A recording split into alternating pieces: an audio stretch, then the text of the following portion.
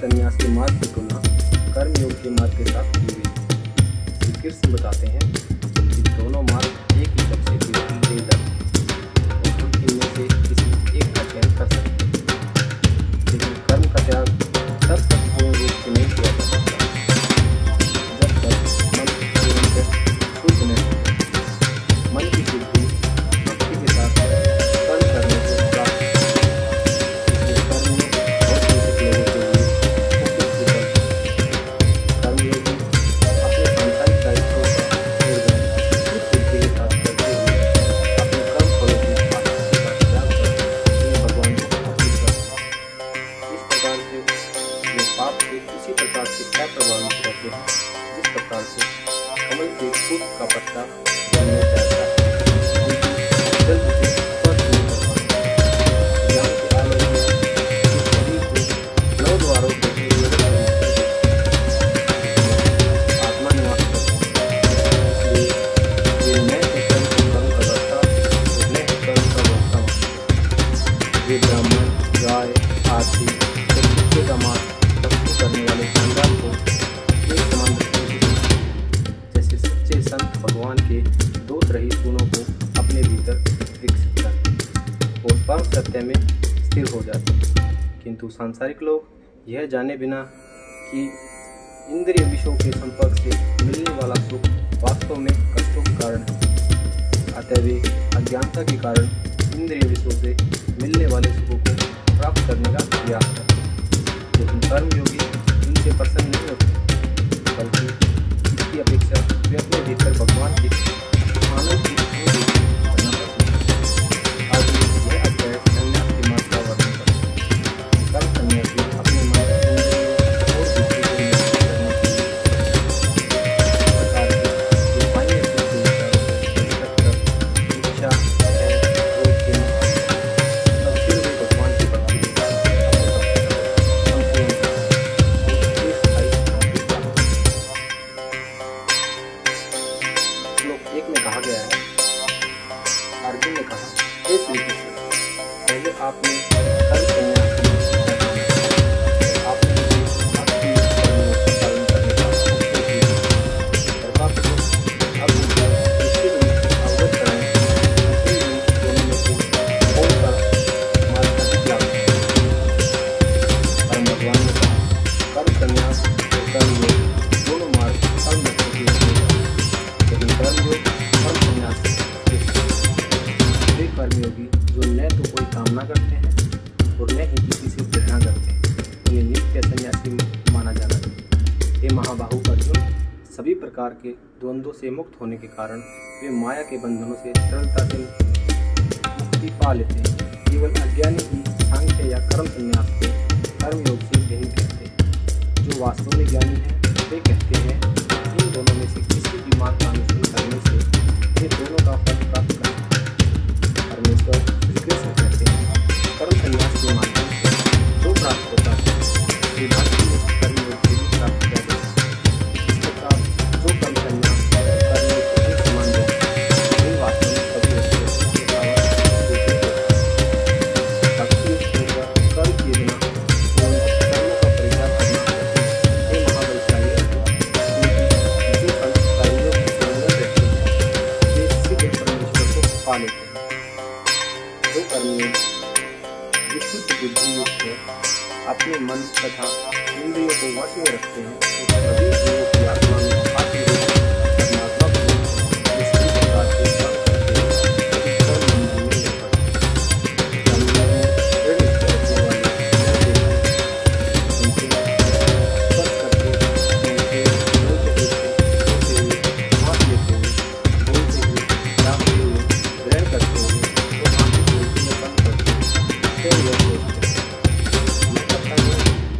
और दिव्य ज्ञान के आलोक में वे यह देखते हैं कि भौतिक इंद्रियां ही केवल अपने विषयों में क्रियाशील रहते हैं। वे जो अपने कर्म फल भगवान को समर्पित कर सभी प्रकार से आसक्ति रहित होकर कर्म करते हैं, वे पाप कर्म से उसी प्रकार से अछूत रहते हैं जिस प्रकार से कमल के पत्ते को जल स्पर्श नहीं करता।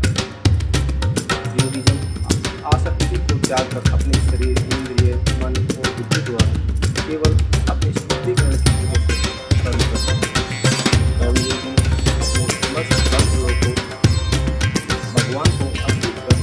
चिरकालिक शांति प्राप्त कर लेते हैं।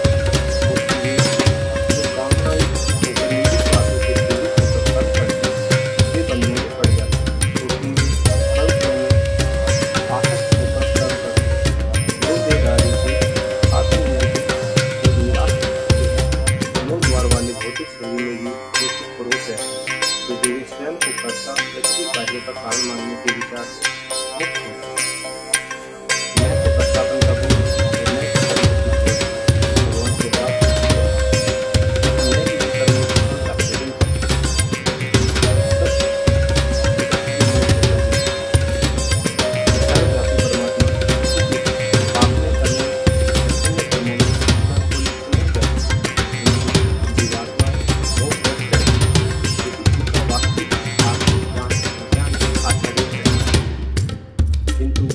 आत्मा का अज्ञान दिव्य ज्ञान से विनष्ट हो जाता है।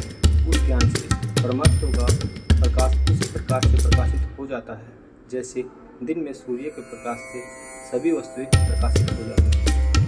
वे जिनकी बुद्धि भगवान में स्थिर हो जाती है और जो भगवान में सच्ची श्रद्धा रखकर उन्हें परम लक्ष्य मानकर उनमें पूर्णतः तल्लीन हो जाते हैं, वे मनुष्य फिर ऐसी अवस्था में पहुँच जाते हैं जहाँ फिर कभी वापस नहीं आता।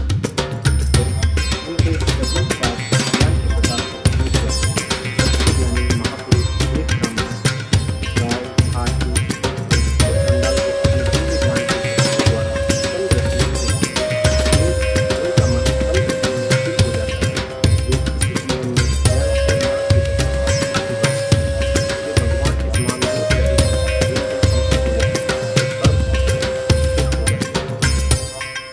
परमात्मा में स्थित होकर दिव्य ज्ञान में दृढ़ विश्वास धारण कर और मोह रहित होकर जो सुखद पदार्थ पाकर मैं तो भक्ति को और मैं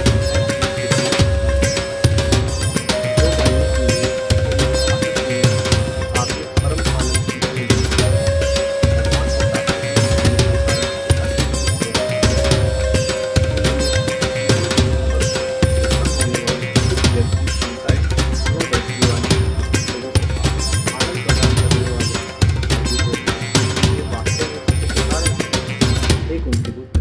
ऐसे सुखों का आदि और अंत है, इसलिए ज्ञानी पुरुष इनमें आनंद नहीं लेते।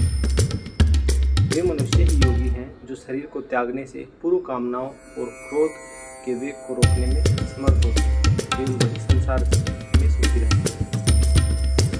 जो अंतर्मुखी होकर सुख का अनुभव करते हैं वे भगवान को प्रसन्न करने में भी आनंद पाते हैं और आत्मिक प्रकाश में प्रकाशित रहते हैं। ऐसे योगी भगवान में एकीकृत हो जाते हैं और भौतिक जीवन आंतरिक प्रकाश ज्ञान है जो भगवान की कृपा द्वारा हमारे तब प्रकट होता है जब हम भगवान को जिनके पाप धुल जाते हैं और जिनका दुख मिट जाते हैं और जिनका मन चैनित हो जाता है, वे सभी प्राणियों के कल्याणार्थ तथा वे भगवान को पा लेते हैं और सांसारिक बंधनों से भी मुक्त हो जाते हैं। ऐसे सन्यासी भी सतत प्रयास से क्रोध और काम वासनाओं का विजय पा लेते हैं। उनको अपने मन को भूलने पर आत्मनिर्भर हो जाते हैं। परलोक में भी माया के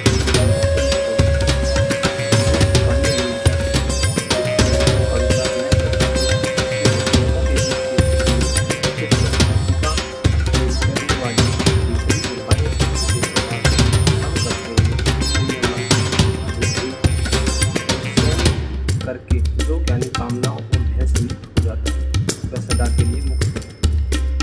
तो भक्त मुझे समस्त यज्ञों तपस्याओं का भोक्ता, समस्त लोकों का परम भगवान और सभी प्राणियों का सच्चा ही समझते हैं। परम शांति प्राप्त